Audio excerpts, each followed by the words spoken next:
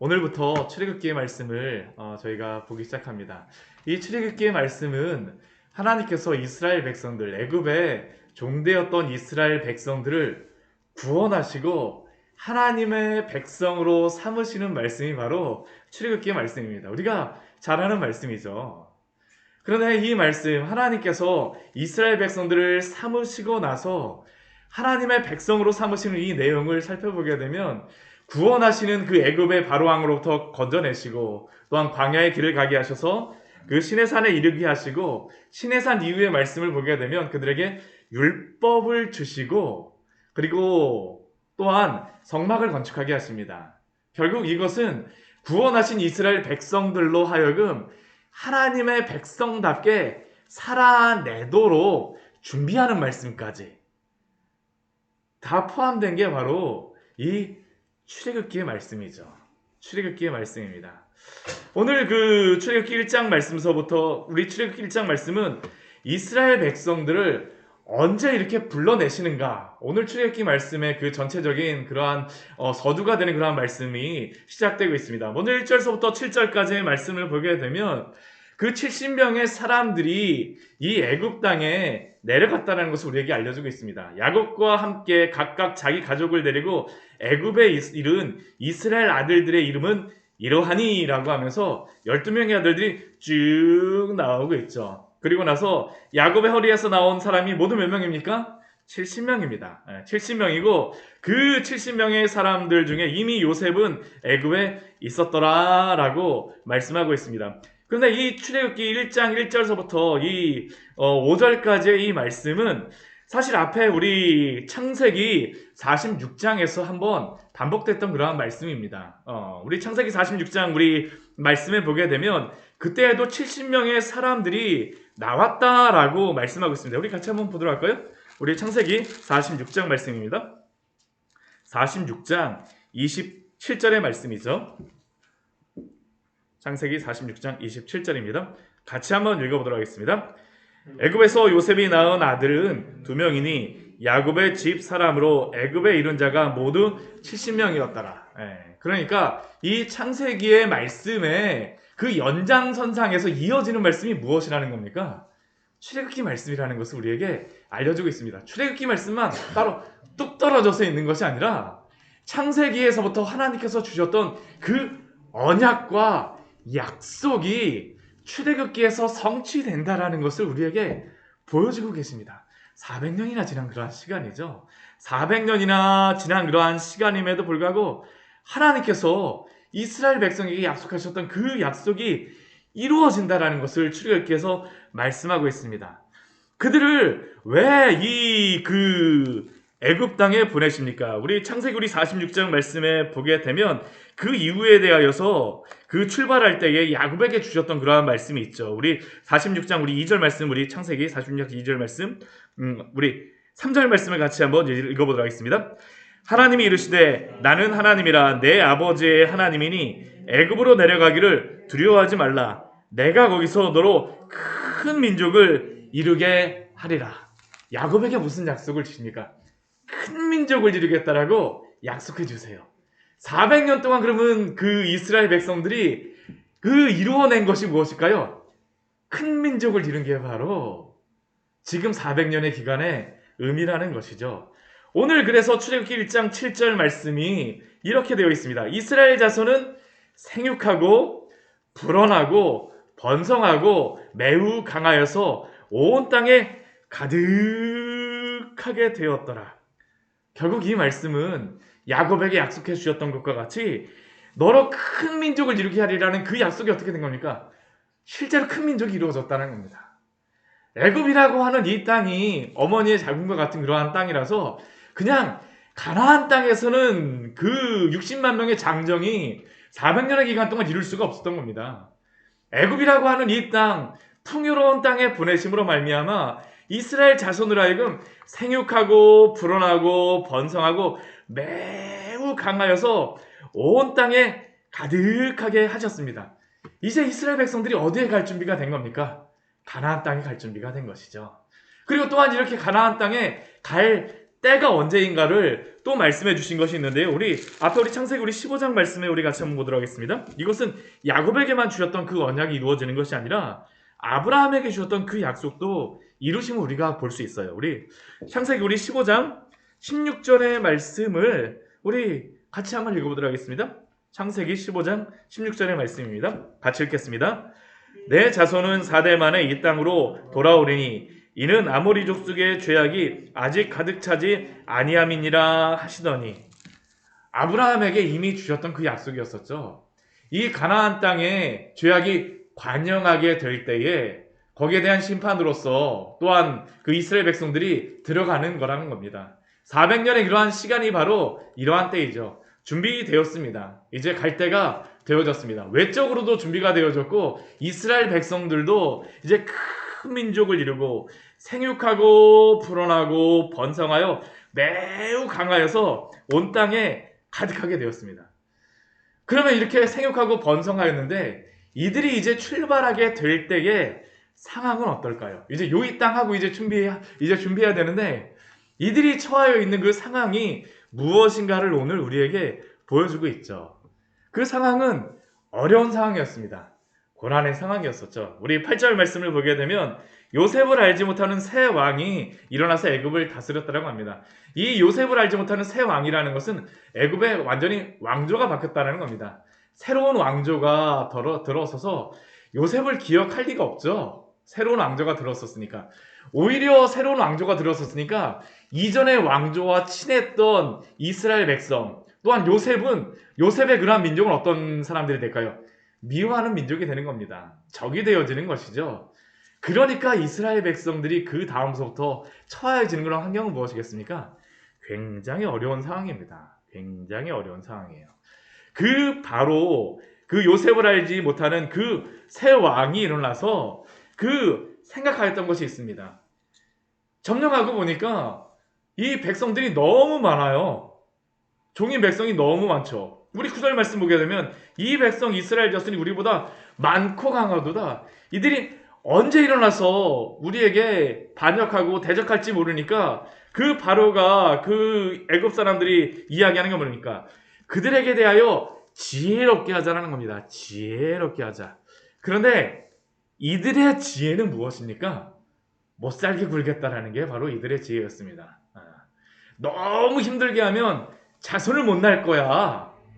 자손을 못 낳을 정도로다, 힘들 정도로다 이스라엘 백성들을 힘들게 하는 것이죠. 그래서 11절 말씀 보면 감독들을 세우고 무거운 짐을 지우고 괴롭게 하고 국고성 비돔과 라암셋을 건축하게 너무나도 힘들게 합니다. 너무나도 힘들게 해야죠. 근데 사실 이게 세상의 지혜 아닙니까?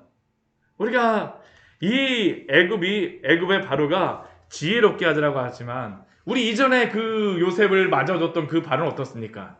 그가 했던 지혜로운 방법은 요셉으로 하여금 잘 다스리게 함으로 말미암아 애굽을 부강하게 하였죠. 지금은 어떻습니까? 자신들을 반역한다라고 생각을 해갖고 힘들게 만들어요. 근데 이스라엘 백성을 대적한다라는 것은 누구를 대적하는 것일까요? 하나님을 대적하는 것입니다. 하나님을 대적하는 것이에요. 하나님이 그 강성하게 하시고 생육하고 번성하게 하신 이스라엘 백성들을 대적하게 하고 이들을 못살게 굴겠다라고 하지만 그러나 이스라엘 백성과 누가 함께 하실까요? 하나님이 함께 하십니다. 오늘 그 결과가 우리 12절 말씀에 볼 수가 있죠. 학대를 받을수록 이스라엘 백성들 어떻게 합니까? 더욱 번성하여 퍼져나가니 하나님의 축복입니다. 하나님이 축복을 내려주시는 것이죠. 더 퍼져나갑니다. 그러니까 애굽 사람들은 어떻습니까? 더 근심하죠? 그러니까 이를 더 엄하게 시키자라는 겁니다. 어려운 노동으로 생활을 괴롭게 하고 흙이기기, 벽돌 굽기, 농사의 여러 가지 일들을 다 시킵니다. 지금 이스라엘 백성들은 누구의 종이 되어져 버린 겁니까? 애굽의 바로의 종이 되어진 것이죠. 힘든 가운데 있어요. 힘든 가운데 있습니다. 그런데 이 정도만으로도 이 이스라엘 백성들이 번성하고 생육하고 번성하는 것을 막을 수가 없습니다. 그러니까 아주 극단적인 방법을 쓰죠. 남자아이가 태어나면 죽이라라는 게 바로 이들이 그 바로가 생각해낸 또 다른 지혜의 방법입니다. 우리 15절 말씀 보게 되면 애굽 왕이 히브리 산파 십부라와 또한 부하라고 하는 사람을 불러서 무엇이라고 명령합니까? 아들이거든 그를 죽이고 딸이거든 살려두라. 아들이거든 죽이고 딸이거든 살려두라. 아무리 정말 미워하고 적대적이라 할지라도 이렇게 하는 게 말이 됩니까? 말이 안 되죠. 말이 안 돼요. 그런데 이러한 상황 속에서 두 사람을 세우시죠. 누구를 세우십니까? 산파들을 세우세요. 하나님이 이 산파들을 세우시는 겁니다. 이 산파들은 어떠한 사람들입니까? 하나님을 두려워하여 애굽 왕의 명령을 어기고 남자아이를 살리는 그러한 사람들이죠. 사실 이 산파들이 처하여 있는 것은 쉬운 그러한 상황이 아닙니다. 왕이 시켰는데 이것을 어떻게 거역할 수가 있습니까? 거역하기가 너무 힘들잖아요. 너무 힘든 상황입니다. 그런데 이 산파들이 어떻게 애굽 왕의 명령을 어길 수가 있었을까요? 방법은 한 가지입니다. 하나님을 두려워하는 것이죠. 세상보다 하나님을 더 두려워하며 바로보다 하나님을 더 두려워하며 세상의 모든 것들을 추구하기보다 하나님을 추구하며 하나님을 경외하였던 사람들이 바로 이 십부라와 부하라고 하는 이 여인들이었죠. 그러니까 어떻게 합니까? 하나님께서 지켜주세요. 우리 18절 말씀을 보게 되면 바로가 이 산파들을 부릅니다. 너희가 어찌하여 이같이 남자아기들을 살렸느냐. 이 말을 이 산파들이 들었을 때 얼마나 마음이 두려웠을까요? 정말 두렵지 않았겠습니까? 바로 앞에서 당장이라도 죽을 수 있는 상황을 너희가 어찌하여 내 말을 어겼느냐.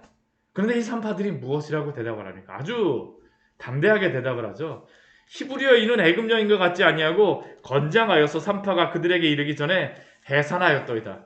저는 이 말씀을 보면서 이게 담대한 진짜 용기, 하나님이 주신 그 용기구나 라고 생각하면서 한편으로는 굉장히 재미있기도 하는 거예요. 그 히브리 여인들이 일을 너무 열심히 하니까 어떻게 하는 겁니까? 정말 더 건장해진 거죠. 바로 왕이 생각하기에도 맞아, 내가 일을 너무나도 많이 시키니까 저 여인들이 건강한 거야. 그래서 어떻게 하는 겁니까? 그냥 넘어가 주는 것이죠. 하나님께서 지켜주시는 것입니다. 바로가 여기에 대해서 이렇게 어떻게 말해 하고서 그냥 한마디만 했으면 생명을 빼앗을 수도 있는 것인데 하나님이 넘어가게 해주시는 것이죠. 하나님께서 은혜를 베푸셨다라고 이야기합니다. 은혜를 베푸셨어요. 그리고 이 상황 속에서도 그 백성은 번성하고 매우 강하여졌습니다. 그리고 그 산파의 집은 어떻게 할까요? 흥황하였다라고 우리 21절 말씀에 말씀하고 있죠.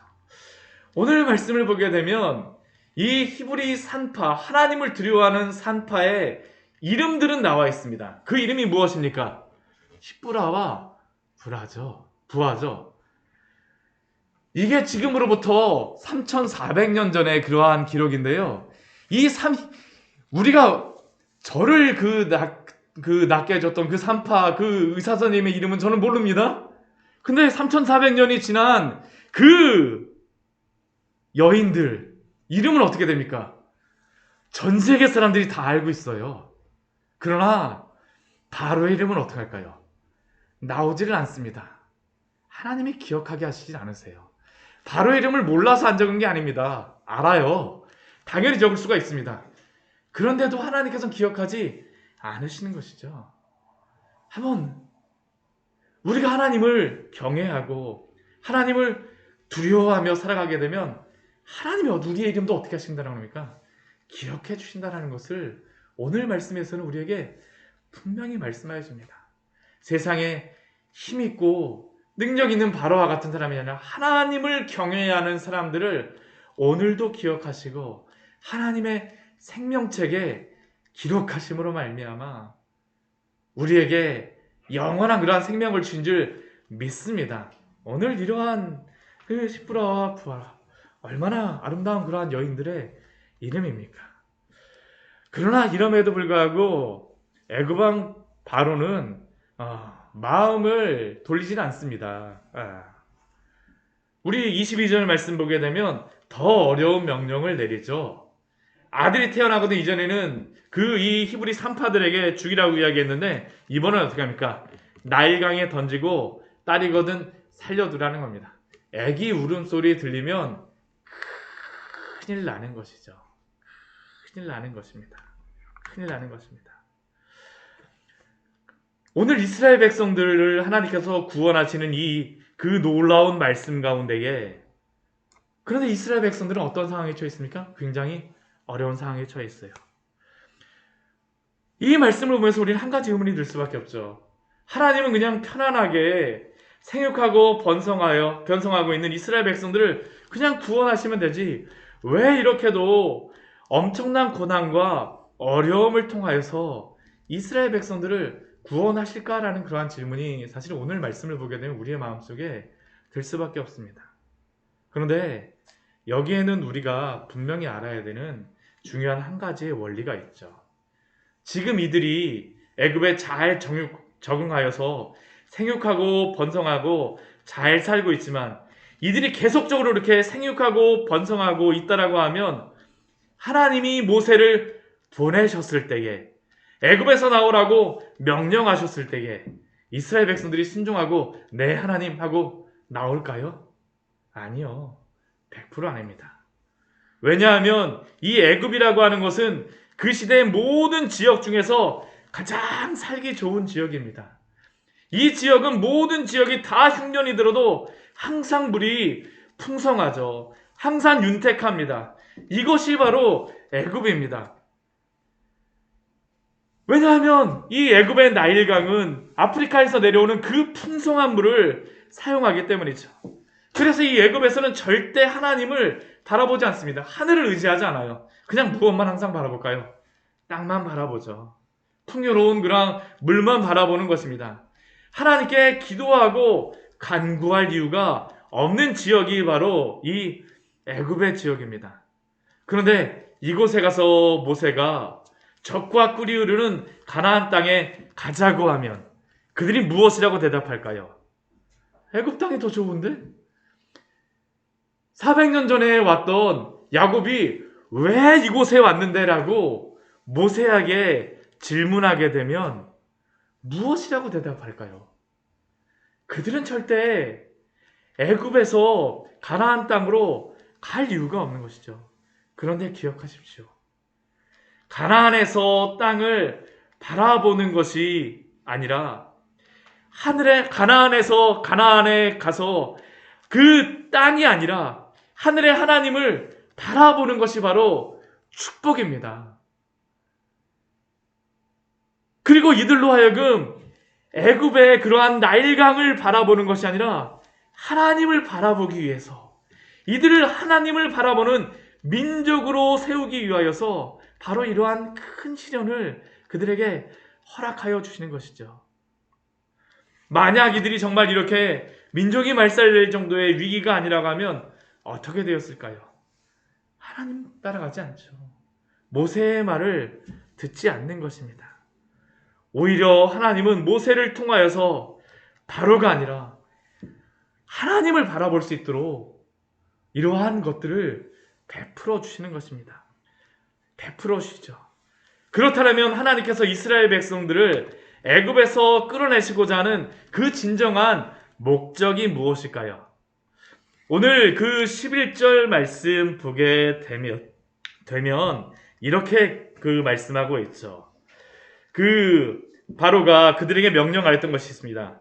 그들에게 바로를 위하여 국고성 비돔과 라암셋을 건축하게 하니라. 그런데 이 국고성 바로의 국고성을 만드는 이 이스라엘 백성을 우리 출애굽기 마지막에서는 무엇으로 삼아 주실까요?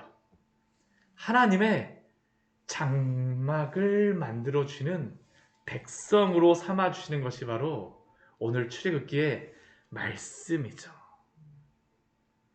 더 이상 애굽의 종이 되어서 국고성을 만드는 백성이 아니라 하나님의 종이 되어서 성막을 만들고 하나님을 섬기는 백성을 만드시는 것이 바로 이스라엘 백성들을 택하시는 목적입니다.